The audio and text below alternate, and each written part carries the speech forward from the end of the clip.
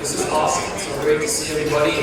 Looking forward to a great program here shortly. So I am speaking on behalf of the Michigan Business Travel Coalition today. We have a couple of good announcements to make, and you know what, I kind of think that we've been enjoying great spring weather, right? And we have the past few days, or past actually a month or so. It's been beautiful, but there's still time if you haven't done it yet to book your spring break trips. And now through April 3rd, and fly nonstop from Lansing to Cancun, Punta Cana, Montego Bay. You can visit flylansing.com for more details on how to book that trip. At the end of this month, we're hosting TSA pre-check as well. So I don't know how many of you have done that in the past. I did a couple years ago. Very smooth, very easy, and obviously leads to a little bit less stressful travel as well. So you can find that March 25th through March 29th. Great way to efficient, enjoyable travel. At the same time, you can pre-enroll and schedule your appointment at flylansing.com. So finally, the last thing, the Michigan Business Travel Coalition, we are obviously looking to continue to grow the support that we have for the Capital Region International Airport and doing that through the business community. I know that we always, I'm not Paula cutting in, Paula has this spiel down, and so bear with me here. But I do know that she always points to Kevin Hamilton and to Reed Manitoba. If you'd like more information on the Michigan Business Travel Coalition and how you can support the efforts of Fly Lansing, certainly see one of those two, and I'd be happy to answer that question for you as well. So thank you again for your continued support. We hope that you Fly Lansing in the coming months. At this time, I'm pleased to introduce Jessica Tramontana, Consumers Energy. She's the Community Affairs Manager, and not only the program sponsor today, but Jessica's going to moderate our panel today as well. Please welcome Jessica.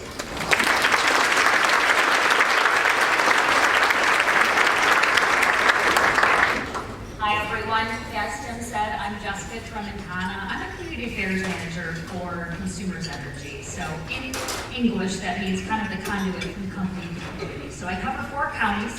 That's Clinton, Eaton, Peckham, and Idaho counties. So I know a lot of us have been affected by this absolutely wild weather we've been having. A lot of us were impacted by storms, especially this summer. And Consumers Energy is launching what they're calling the Reliability Roadmap. So that's a commitment to our customers to do better. Part of that is a massive investment in infrastructure, and we're working over the next few years, so this isn't going to happen tomorrow in case you see me, but we are working over the next few years to make a commitment to our customers. Our ultimate goal several years down the road is to have no customer who is without power for more than 24 hours, and to have no outage impacting more than 100,000 customers. So we recognize that's time, it's going to take time, it's going to take an investment, and we're going to invest $12 million in the 4 counties that I mentioned. So Eaton, Peckham, Clinton, and Idaho counties. That's going to be a $12 million investment in 2024 alone. So speaking of investments, I am so excited to be here today to moderate this incredible panel. Women are very important to me personally. I'm the mother of 2 daughters. So I want to tell you a little bit about Consumers Energy and why it's a really great place to work as a woman. So it's not just me. Forbes magazine ranks Consumers Energy as one of the top 20 best employers for women in the country. Consumers has a business employee resource group, so they're known internally as BIRGs, and the Women in Energy group was one of the first BIRGs that was ever established in the 80s. So the whole goal was to support women, help them grow professionally, and really help retention. In 2020, Consumers changed its parental leave policy to offering 90% of pay in 6 months of leave for birthing parents and 4 months of leave for non-birthing parents. So that's pretty incredible. It's been amazing for me.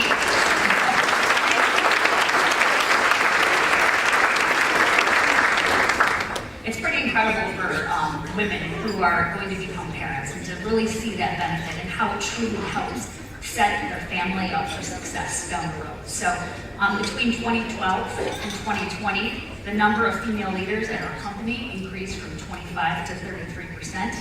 And in 2019, Consumers announced a goal to double our spend with diverse suppliers within 5 years and reach that goal in just 4 years.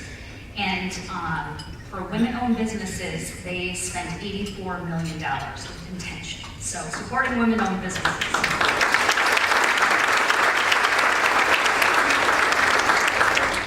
So again, as a mom of 2 daughters, it's an incredible honor to be here today to host and moderate this incredible panel of women. I am so excited. Even in my home with 2 daughters, we have 2 female dogs, so we're all about women.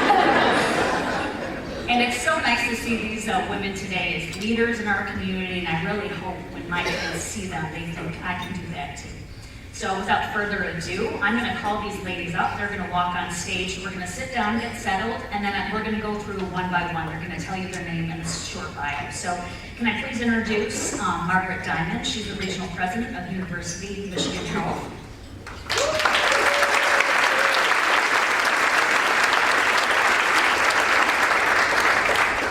Lisa Webb Sharpe, the Chief Operating Officer of Peckham.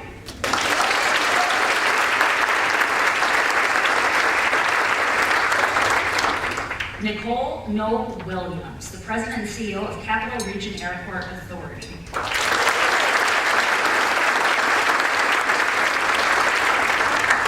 And Lisa Corliss, who is the President and CEO of Accident Fund Group, is unable to make it today. She wanted me to express her sincere apologies for her absence today, so let's get going.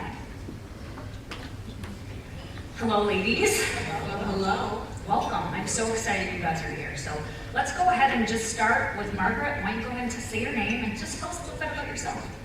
Okay, I'm Margaret Dimond. I'm a boomerang to the Lansing area. I worked at Michigan State some 15, 20 years ago, and just took a job with Sparrow in May, and then we're actually putting together the region right now for an April brand change. And I won't say what that brand is because there's a lot of smart people.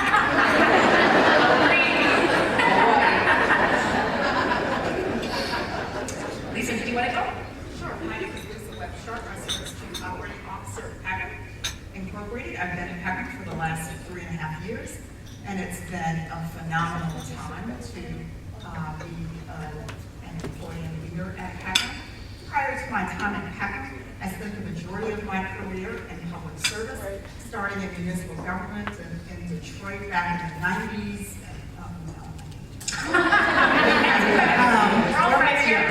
Then, a small stint at an environmental engineering firm. I served in the state of Michigan as management and budget director, and then as executive vice president at Lansing Community College for 10.5 years. All right, Nicole, your turn. Nicole Noll Williams. I'm the President and CEO for the Capital Region Airport Authority. And we actually own and operate both the Capital Region International Airport and Mason Jewett. So I've been back with the airport in this role for a little over 2.5 years. But I've been in the aviation industry since '91. So I'm joining you on the 90 realm.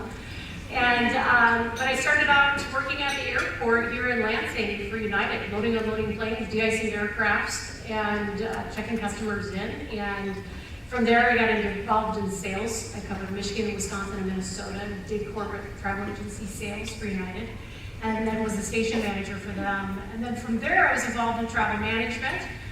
Kevin Hamilton's in the room from Spartan Travel Days, and I was the director of sales for them. So we worked with the state of Michigan, Michigan State University, most of the insurance companies and manufacturers here in town, to write their travel policies, negotiate contracts, and create travel benefits for them, and efficiencies when they're going to and from. Then I joined the airport. I was actually in a sales, marketing, and development position with the airport for a little over 14 years. And then left. I was a director for U.S. Senator Gary Peters for 3 years. The benefit there is that he sits on the Transportation Committee, Homeland Security, Government Affairs Committee. So there was a lot of connection with the work that I had previously been doing with the committees that the senator was involved in. And then, of course, back here at the airport for a little 2.5 years. So it's been a great ride. That's awesome. Well, it's wonderful. Thank you so much. I'd love to get started. You ladies have unbelievable perspective. And can you share just a little bit? We'll start with Margaret, and then we'll kind of go on down the line. This is just a conversation. But what are some of the benefits of having women in leadership roles?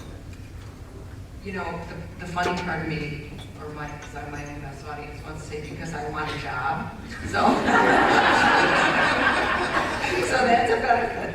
No, but I think when you look at females in the workplace, we want some sort of diversity, cultural diversity, gender diversity, racial diversity, and females comprise 50% of the population, so you would think that in leadership they would be 50% of leadership. Unfortunately, though, less than 10% of the Fortune 500 company CEO positions are female.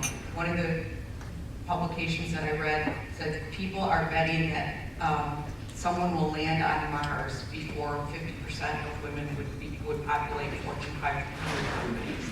So let's hope Mars comes next year, right?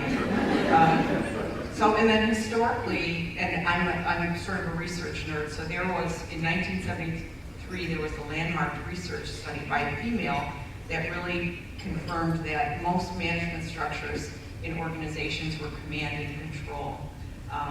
And basically her quote at the end of her study was, if you think management, think men.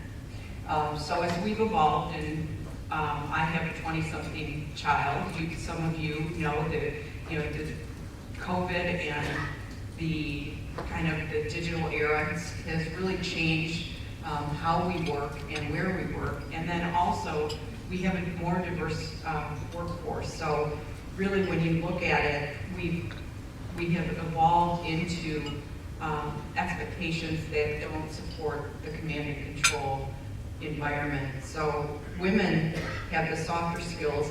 Research shows that women traditionally had the softer skills like emotional intelligence, empathy, and the ability to have trust in others.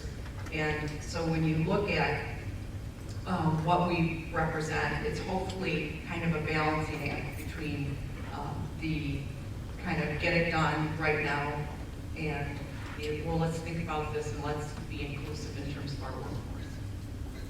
Great. So where are your thoughts? So I think I knew Margaret would have great statistics and research. We get a chance to work together on the health system in sterile, right? My experience in working with women is that women leaders specifically, we look at things a bit more holistically, right? Look at people and what's needed, right? Our empathy register, I think, is a bit higher. We listen a lot and look for different perspectives. Now, that's just my experience, right? But it comports with the research about how companies do when they're led by women. Look at the countries around the world.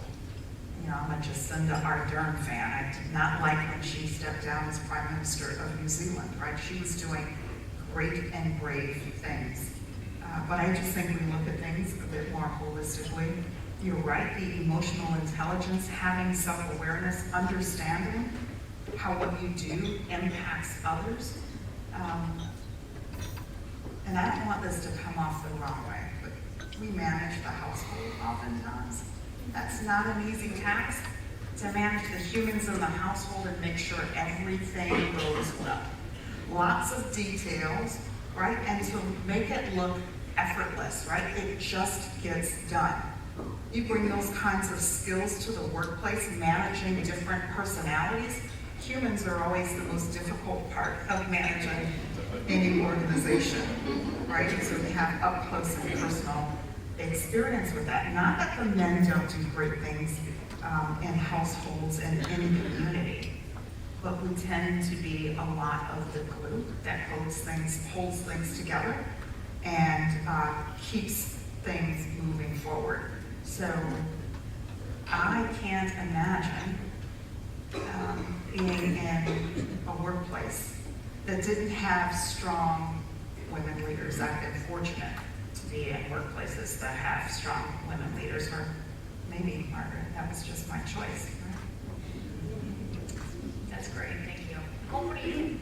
Yeah, you know, I think, as noted, there's so much research out there, and women in leadership. And for myself, I'm a collaborative leader. I want everybody at the table.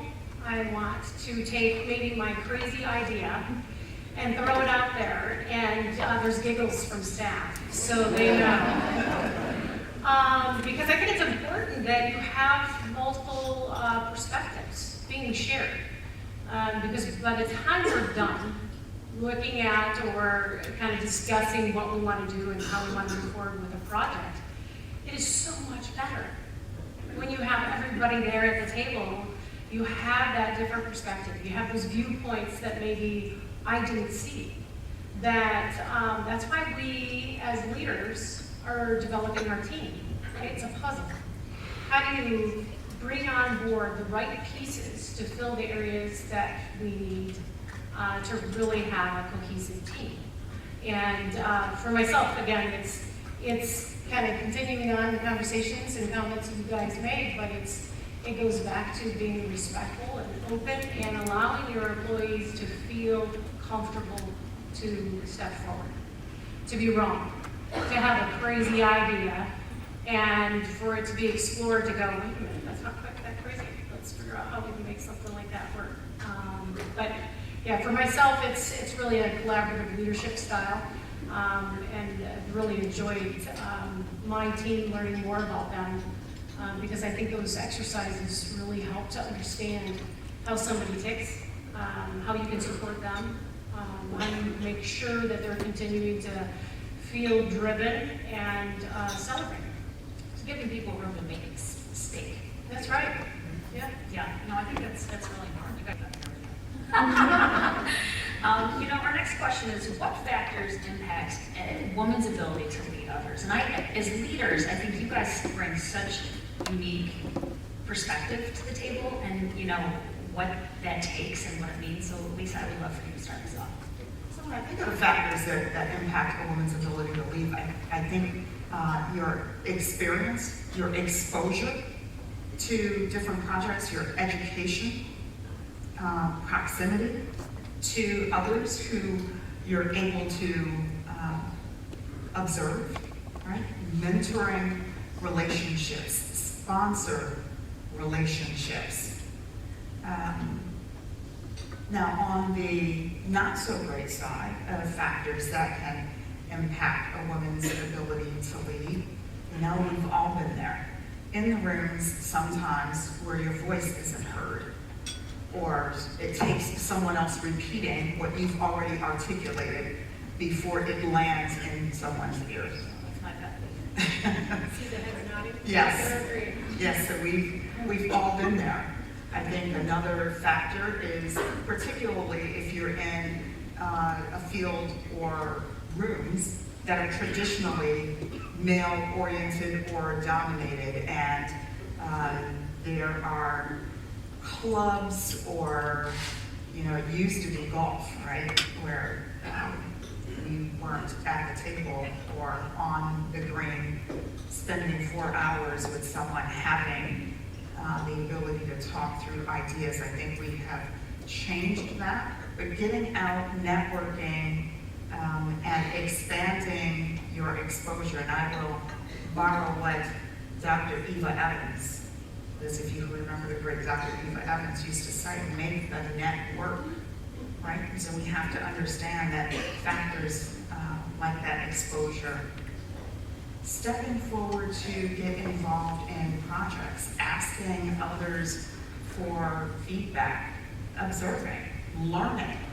Always be in a learning mode. And I think if you have a propensity to be hungry about knowledge, then that's a factor that will contribute to your growth and leadership opportunities. Great. Nicole, what do you think? Well, I think a couple key things that I wanted to highlight. The first one being opportunity. In the aviation world, as an overall average, there's less than 20%, thinking of all fields of aviation, less than 20% are female. And it's skewed a little bit because you've got flight attendants that are eating up about 79% are female. But I want to go back and thank the Airport Authority Board.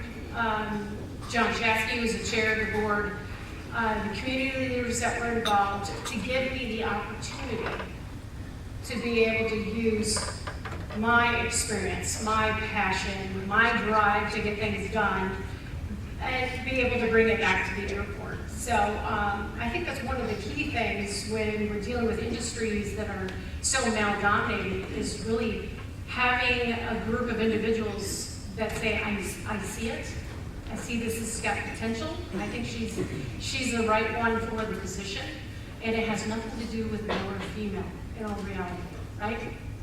We want to bring people on board, we want people part of our team that are right for our team, not because they fit a box. And I think that's one of those key things that's been exciting in continuing to work with the community and the board on opportunities and growth for services at the airport. And also, somewhat mentioned earlier, is also that balance between work and life. How do you maintain that as a leader? Because I tell you, you're drinking from a fire hose some days, and there is no balance. But you truly have to have the right team around you to support you.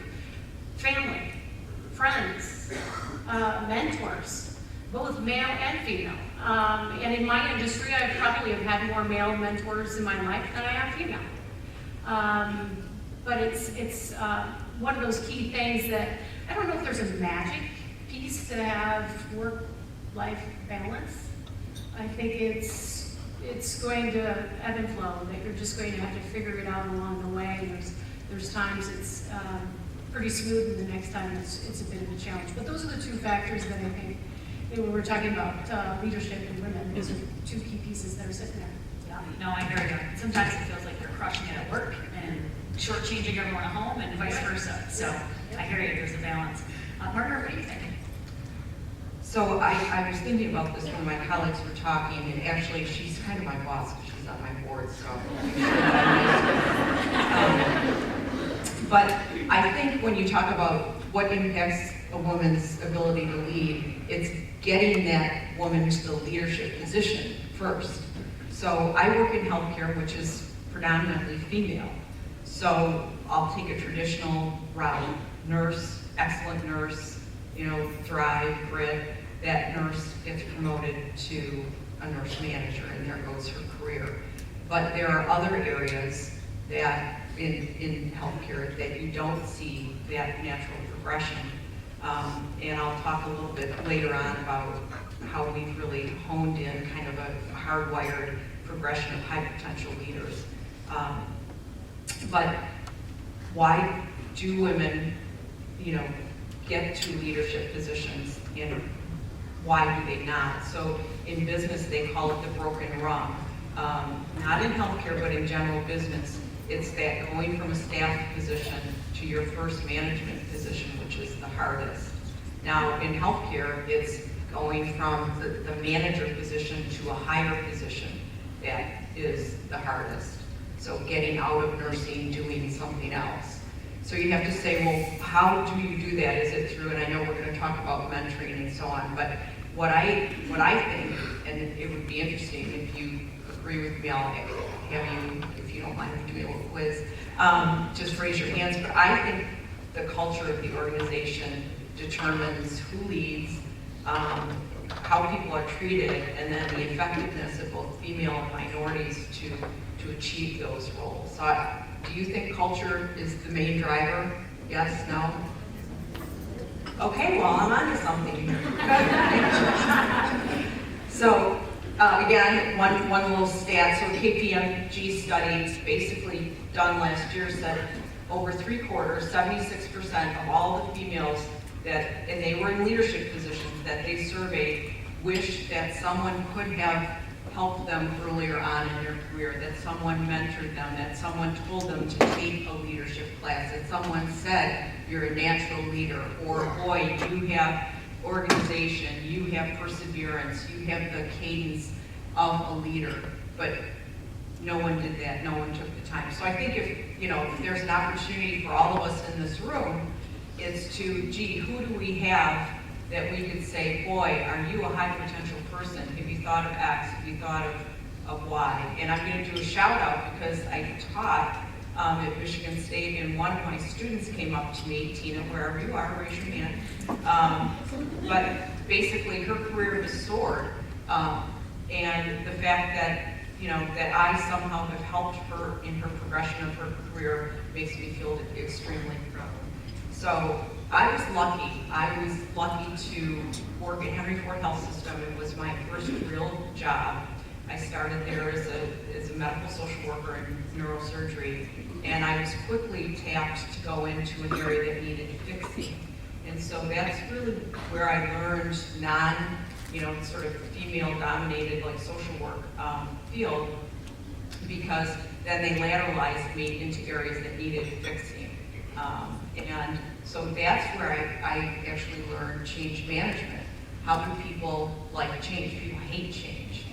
We're creatures of habit, but so how do you create successful change? And I actually built my career on different areas where I would go and help fix things within acute healthcare. So again, my advice is all of us have a role in that. Gee, who's had potential out there, and how can we help he or she or they get to the next level so they can be.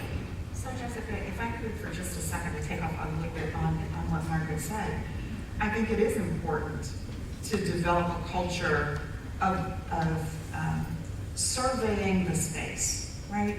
To understand who's available and who has potential, but it's also incumbent upon us as individuals to step forward, to make ourselves available for projects. You talked about your progression. It's not just that someone said, Margaret, go do this, right? You put yourself in a place to be able to be in proximity, to get exposed to things you need to learn, to be able to gain the experience, to watch others. And I think that's important, in addition to those of us who are in leadership positions being able to identify those with high potential. We also have to own our careers, right? And I'm not talking about being a climber. You mentioned luck, and this is the second time I've said this in a week, and we've all heard it. What is luck? It's where opportunity meets preparation. So we have some responsibility on our own to make sure we are prepared and that we can recognize the opportunity when it presents itself, so we are there and available to step into the role.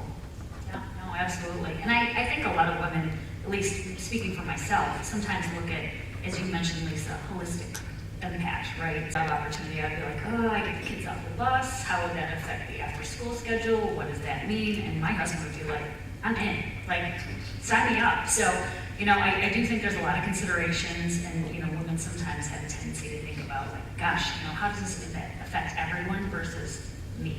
So that's a perfect segue for our next question. Nicole, I want you to lead us off. What can organizations do to really help empower women, to support them, to give them that, you know, step up that they need?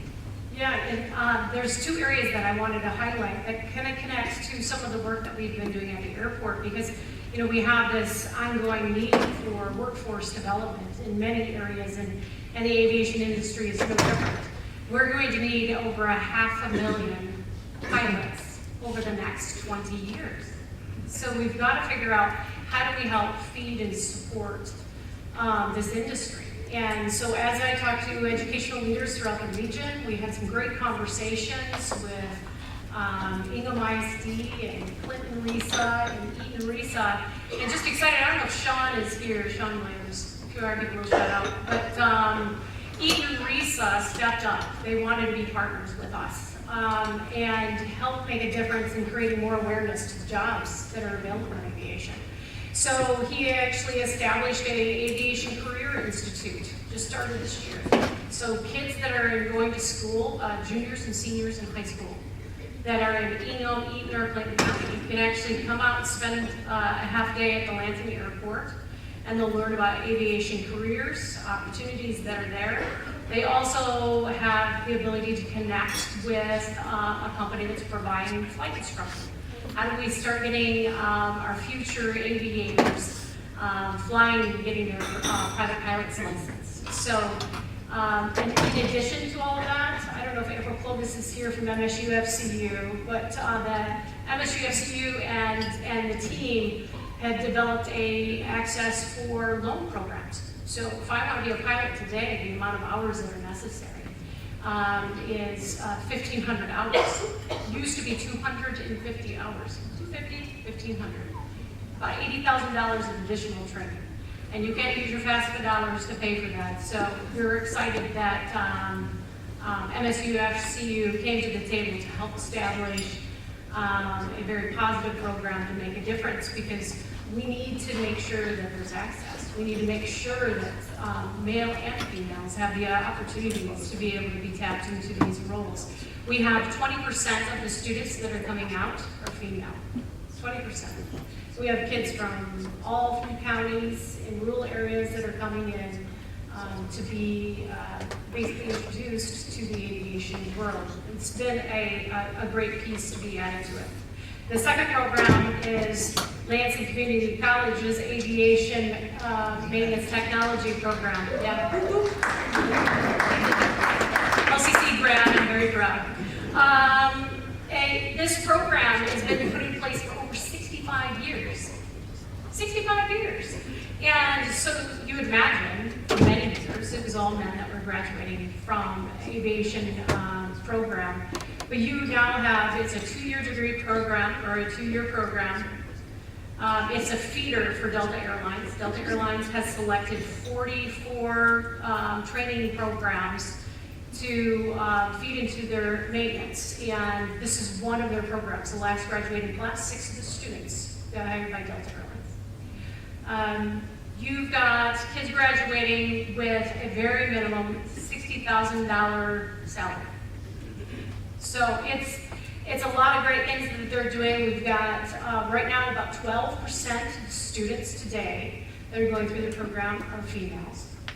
We're talking about an industry on a national level, 7% of aviation mechanics are female. 7%. There's just some huge opportunity. Even going back and looking at the pilots, you would think we'd have a pretty decent number now of female pilots, right? How many of you have traveled and you've had a female pilot that's flying the aircraft? 5% are females in the commercial in the United States. So there's a lot of room for advancements, but for us, it was figuring out how can we help make a difference, right? How can we help introduce more of our, our juniors and seniors in high school? How can we introduce this as an opportunity? And for our team, it's how can we help open up the doors and provide tours and opportunities for people to come up to the airport to actually see us in our roles and know that there's opportunities that are there. And for us, how can we turn around and support them, mentor them, give them feedback and information if they're interested in getting involved in the industry. So a couple key things from the report that we've been working on. Oh, that's great. Now, Margaret, what do you think? What can organizations do better?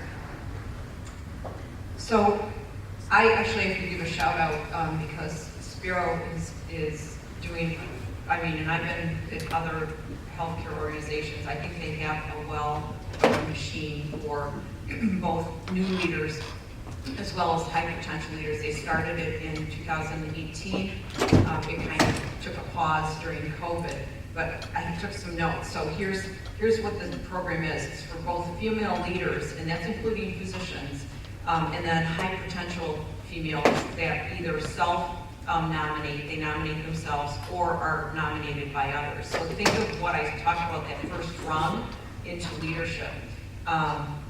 So it's a 6-month program, and it runs twice a year. And so they have 1 session a month. The topics covered are, the first session is the why, like why female leaders? What are the strengths that females really need to capitalize on? And then what do you need to learn, right? Where are you, I guess, your deficits, or where you need to fill your jar with both informal learning and formal learning. So that's session 1. And then session 2 is building your brand as a leader. So what can you offer as a leader, and how can you give that elevator speech to, hey, I can do that, I'm up for that. So the third one, which I was struck by, was confidence. And so I said to our HR leader, Teresa Darsick, really confidence. She spent a whole half day on confidence. She said, Margaret, you can't believe, she said, we have physicians there that are highly educated. They have an MD or a DO and a PhD, and you're just, awed by their education. And they're saying, I don't feel confident in my role as a leader. So, you always think, wow, this person's way up here in their education, but yet inside they're saying, I don't know if I can do this.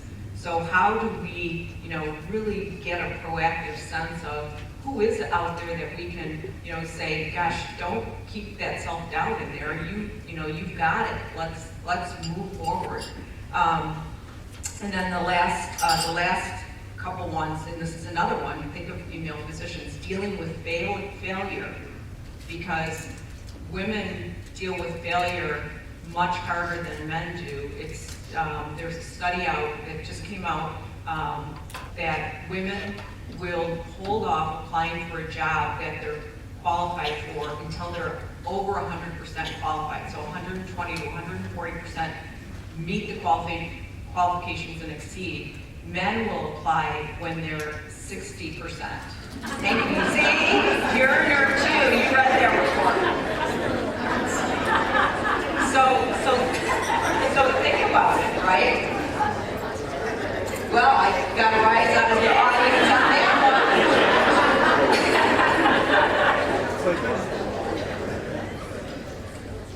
Okay. Yeah, but it's so true though. It is, and I said sometimes you think like, oh, should I do this? My husband, speaking of this, he moved up to the UP. This is when we were first out of college. He was making, I think, $17,000, and he called me. And he's like, I'm so excited. I found a job on weekends. I'm like, great. Doing what? And he's like, teaching ski lessons. And I'm like, I didn't know you ski. And he's like, I don't. So that just goes to show, have the confidence, like my husband. So I wanted to tell you that, like, what we're talking about, think about the female physicians in practice that are talking about, I feel like I'm a failure. Like, duh, really? You are in the top percentile of intelligence in the country, or that we're talking about confidence. But I have to give a shout out to Michigan State University, the College of Social Sciences. They started a women's leadership group, Women's Leadership Institute, about 8 to 10 years ago, because there was research showing that the younger you get the female who's interested in leadership, the more confidence she will have when she gets into those work environments. So they have junior and senior, it's a 2-year cohort now, and they have every month, they have speakers coming in, and they have a whole day session in October, but they talk exactly about these topics. What's your brand? What are you going to highlight in your resume? When you get in front of someone, don't stutter. Talk about your strengths, right? And then they also talk about the grit, the book. Like, where's your perseverance? And really highlight your positives rather than looking like you're waffling on, oh, I don't know if I can take that job, right? Just be that 100% and just try. And if you fail, it's okay. Go around the obstacle and continue. So I think, again, as we look at our schools, our secondary schools, and our colleges, to get those kinds of things into either the curriculum or into some sort of supportive, environment. So in Forum, I know when I was young, our Henry Ford Health System mandated that they would pick about 20 females, and they mandated that we went to Inform, which was Women's Leadership Development Institute. That's great. Lisa, what do you think? What can organizations do to help?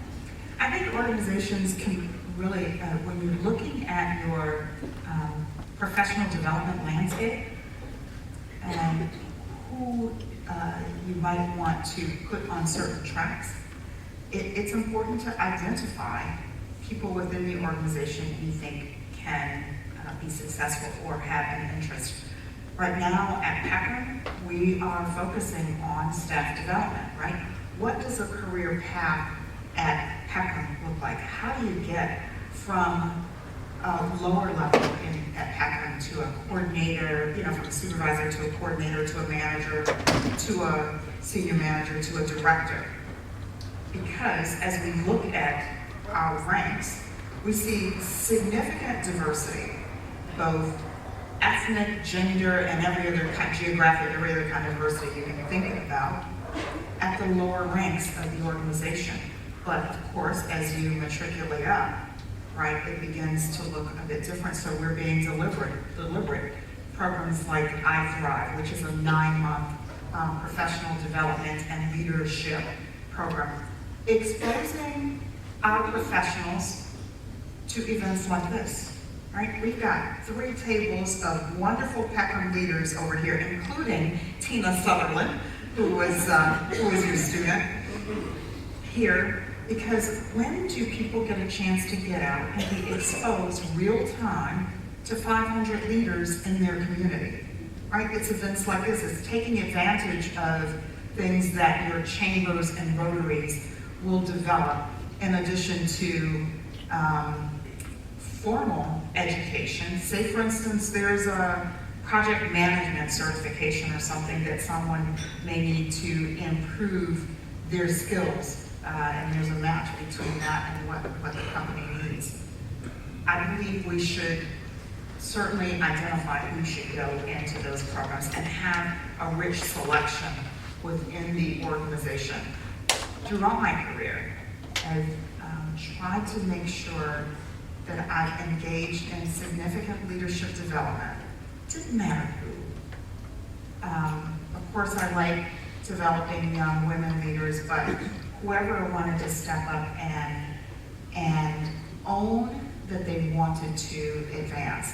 And I have found when I'm helping to develop a leader, whether it's a formal or informal mentoring and or sponsorship relationship, talking through situations, details, nuances, being very specific with people, helping them understand what you are observing, where there are some gaps in their leadership and or skill, because they can't change it if they don't know, right? So being very transparent with folks and helping them think through what are some of the approaches or ways they might phrase or say things, or things they might expose themselves to. Additional education they might take, conferences they may attend. And I believe in giving people what I call the freedom to fail. In my experiences, when you give people the freedom to fail, they will usually succeed. It means they know if they make a mistake, you're not going to boot them out of the door, right? You're going to talk through and help them understand where they might make different decisions, judgments, and or just do things differently the next time. Now, of course, if they continue to fail, that's a whole other conversation, right? But when you do that, there's a sense of trust and guidance that goes along with this leadership development. And they gain confidence. They get a chance to talk through what might work and then see what did work. You have to give people practical, real-life solutions to problems. I think reading certain leadership books, that's great, but we know they all usually say the same thing by different authors. But when you can talk to someone about what your experience is, or what, because you may know the landscape inside of your organization and external to your organization, you can help them understand how to look out at the larger landscape and mitigate risk or take advantage of an opportunity. But we have to be real and transparent with folks. 100%. I'm supposed to open it up for The female physicians in practice that are talking about, I feel like I'm a failure. Like, duh, really? You are in the top percentile of intelligence in the country. or that we're talking about confidence, but I have to give a shout out to Michigan State University and the College of Social Sciences. They started a women's leadership group, Women's Leadership Institute, about 8 to 10 years ago, because there was research showing that the younger you get the female who's interested in leadership, the more confidence she will have when she gets into those work environments. So they have junior and senior, it's a 2-year cohort now, and they have every month, they have speakers coming in, and they have a whole day session in October, but they talk exactly about these topics. What's your brand? What are you going to highlight in your resume? When you get in front of someone, don't stutter, talk about your strengths, right? And then they also talk about the grit, the book, like where's your perseverance, and really highlight your positives rather than looking like you're waffling on, oh, I don't know if I can take that job, right? Just be that 100% and just try, and if you fail, it's okay. Go around the obstacle and continue. So I think, again, as we look at our schools, our secondary schools and our colleges, to get those kinds of things into either the curriculum or into some sort of supportive environment. So in Forum, I know when I was young, our Henry Ford Health System mandated that they would pick about 20 females, and they mandated that we went to Reform, which was Women's Leadership Development Institute. That's great. Lisa, what do you think? What can organizations do to help? I think organizations can really, when you're looking at your professional development landscape and who you might want to put on certain tracks, it's important to identify people within the organization you think can be successful or have an interest. Right now at Peckham, we are focusing on staff development, right? What does a career path at Peckham look like? How do you get from a lower level at Peckham to a coordinator, from a supervisor to a coordinator to a manager to a senior manager to a director? Because as we look at our ranks, we see significant diversity, both ethnic, gender, and every other geographic, every other kind of diversity you can think about at the lower ranks of the organization. But of course, as you matriculate up, right, it begins to look a bit different. So we're being deliberate. Programs like I Thrive, which is a 9-month professional development and leadership program, exposing our professionals to events like this, right? We've got 3 tables of wonderful Peckham leaders over here, including Tina Sutherland, who was your student here, because when do people get a chance to get out and be exposed real time to 500 leaders in their community, right? It's events like this. It's taking advantage of things that your chambers and rotaries will develop in addition to formal education. Say, for instance, there's a project management certification or something that someone may need to improve their skills, and there's a match between that and what the company needs. I believe we should certainly identify who should go into those programs and have a rich selection within the organization. Throughout my career, I've tried to make sure that I've engaged in significant leadership development. Didn't matter who. Of course, I like developing young women leaders, but whoever wanted to step up and own that they wanted to advance. And I found when I'm helping to develop a leader, whether it's a formal or informal mentoring and or sponsorship relationship, talking through situations, details, nuances, being very specific with people, helping them understand what you are observing, where there are some gaps in their leadership and or skill, because they can't change it if they don't know, right? So being very transparent with folks and helping them think through what are some of the approaches or ways they might phrase or say things or things they might expose themselves to. additional education they might take, conferences they may attend. And I believe in giving people what I call the freedom to fail. And my experience is when you give people the freedom to fail, they will usually succeed.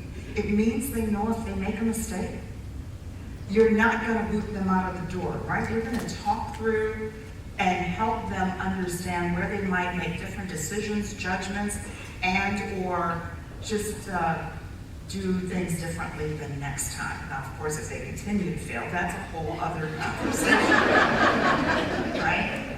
But when you do that, there's a sense of trust and guidance that goes along with this leadership development. And they gain confidence.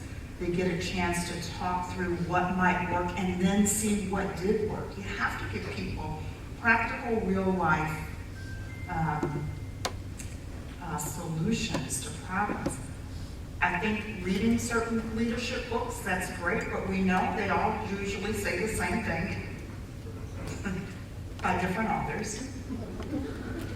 But when you can talk to someone about what your experience is or what, because you may know the landscape inside of your organization and external to your organization, you can help them understand how to look out at the larger landscape and mitigate risk or take advantage of an opportunity. But we have to be real and transparent with folks. 100%. I'm supposed to open it up for a question really quickly. So just a quick round robin, starting with Margaret. If you were going to give some parting wisdom or advice to women, what would you say? High level, quickly, and then we'll go to questions.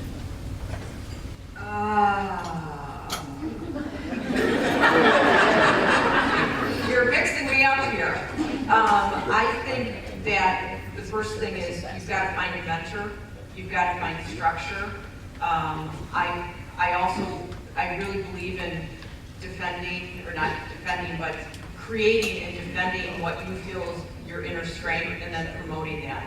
The one thing that, many things I've learned by failure, but the other piece is to be an effective leader, whether you're male or female, you need to learn to listen more than you talk. You need to know the art of humility. You need to understand in empathetic ways what people are going through. The question that you skipped was, but it was about, how have women leaders felt challenges in their life? So let me just do it. How many of you, female leaders in this room, have faced a challenge because of your gender in your job? Just raise your hand. Okay. So again, it's prevalent, right? So instead of being defensive about it, be proactive. That's a great answer. There's nothing to worry about. We're good. Lisa, what do you think? I would say listen. God gave you 2 ears and 1 mouth. Listen twice as much as you talk. Understand yourself. We call this wisdom. We get to know ourselves, what our strengths are as we get older. Also understand where you need some shoring up, and that's where you look to help identify talent to fill in where you might not be as strong. And engage in self-reflection. In the self-reflection is where the learning comes in. When you do some deep thinking about how you may have handled something, what you can do better next time, and where you begin to marry what you know about yourself with the opportunities that lay before you that you might want to take advantage of. I think one of the biggest things is be confident. When you're going after a role or position, you've prepped yourself to be in that place. Be confident about it and move forward with it. And it's, we have to continue to move forward. We have to continue to ask for the responsibility. We have to continue to ask for the job. We have to ask for the salary. We have to ask for ourselves to be strong enough to be able to move forward and be able to make those asks. But be confident, build your network. Your mentors, your friends, those relationships are going to get you so much further ahead.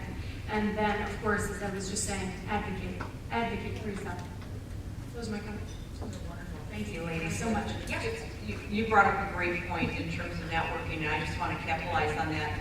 I was new back to Lansing, and those of you who may know Stella Cash, she took me under her wing. She's introduced me to, and Lisa, who couldn't be here today, not because of me. That's has helped me so much in the small months that I've been here to reconnect and really understand, who's out there, who can help me. I think Michelle Massey was part of Stella's, long list for me.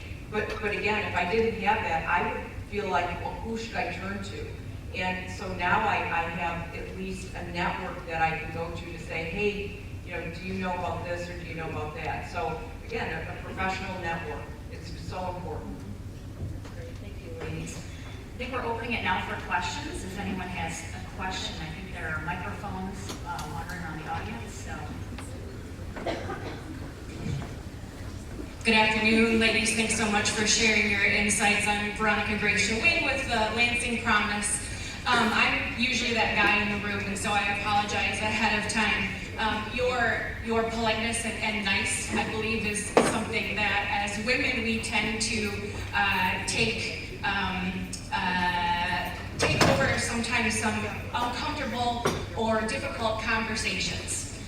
I'm hoping to invite this panel to perhaps share some insights about something that isn't the woman's responsibility in the workplace, and what folks who do not identify as women can do in order to make those things happen rather than us needing to be the proactive ones. With respect. Yeah, thank you for the question. Ladies, jump off. Who wants to take that?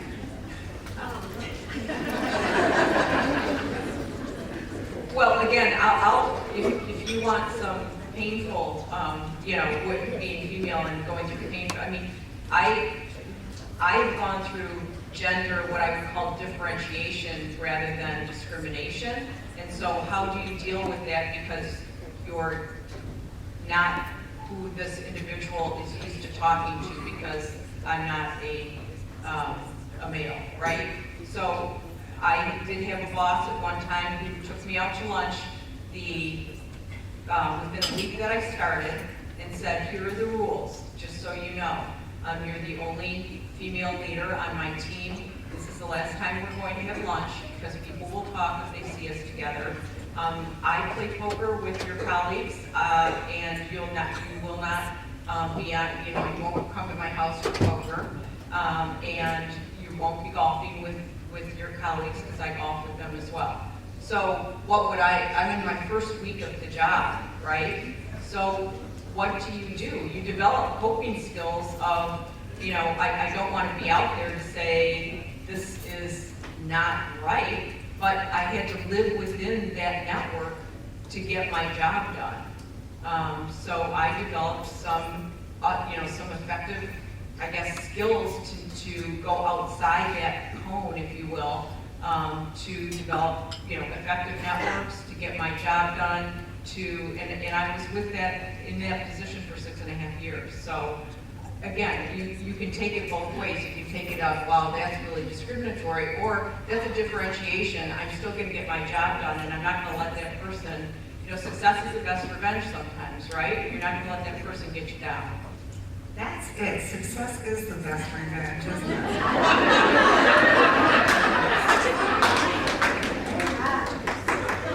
I have a question. Unless all three of you are going to go through and answer the last one. Okay, great. My name is Suchitra. They're glad they're not answering the last one. My name is Suchitra, or Sue Webster, and I'm the Director of Community and Student Relations at Michigan State. And I appreciate all of the sage advice. And I'm wondering if you could talk a little bit about where gender intersects with age. Because, you all talked about coming of age professionally in the 90s, etc. And I think the models that you all had, mentioned that they were men, and there were certain ways you conducted yourself and you found workarounds when that didn't work. I think a lot of the young professionals coming up today are approaching things very differently than some of us did. And so I was wondering if you could talk about what you've learned and how perhaps you've had to pivot so that you're not using a male leadership lens in how you're doing your work. So I'll take that one. Okay. Because I get how being female and, you know, of an older generation, African American and disabled, intersects. You want to add some more? And I would just say that listening. Margaret talked about your network. I believe in staying connected to people of all generations so that I understand when I am framing something in the way that my generation just thinks about. Although we did some good things, we've done some good things. But to try to understand the perspective of those who may be of a different generation and frankly mindset. I believe being open-minded is important. And again, exposing yourself to people with different perspectives and listening is important. That's wonderful. Thank you so much. I want to thank this amazing panel of ladies. If you could all please.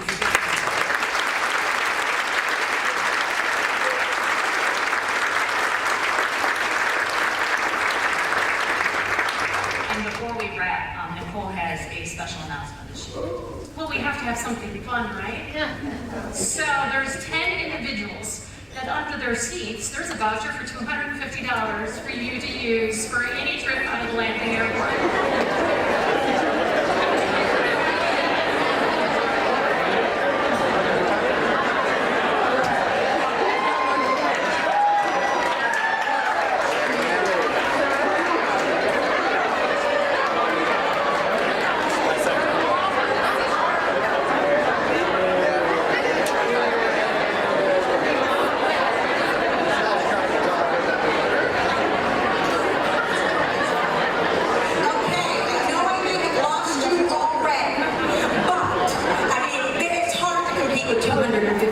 So you know, I'm going to give it a shot. First of all, I want to say thank you everyone for coming. This was a wonderful discussion, so insightful. Makes you proud to be a woman after listening to these women speak and knowing that we can do fabulous things in 2024. So thank you so much for being here today.